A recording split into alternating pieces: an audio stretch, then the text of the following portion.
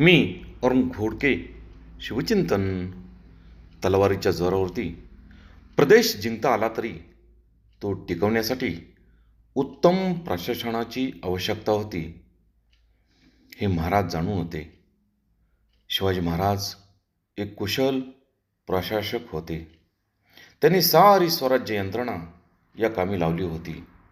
आपल्या प्रजाजनांना आपल्या प्रशासकापासून उपद्रव होऊ नये म्हणून त्यांनी सक्त ताकीद दिली होती. जमिनीची मोजणी करून मुलकातील वसिलेचा बंदोबस्त केला होता. सभासदकार लिहितो की अशी जमीन मोजून आकारून गावास मोजून चौकशी केली. बी घेण्यास पिकाचा आकार करून 5 तक्षिमा म्हणजे हिस्सा पिकाचा करून 3 तक्षिमा रयतेस द्याव्यात, 2 तक्षिमा दिवाणात द्याव्यात. येणेप्रमाणे रयतेपासून घ्यावे. नवी रयत येईल त्यास गुरेढोरे द्यावीत. बिजास दानापैकी द्यावा.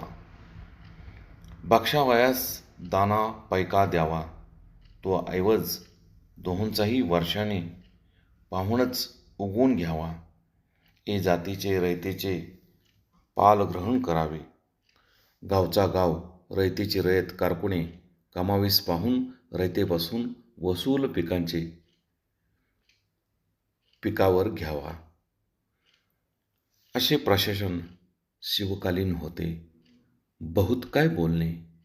राम कृष्ण हरी.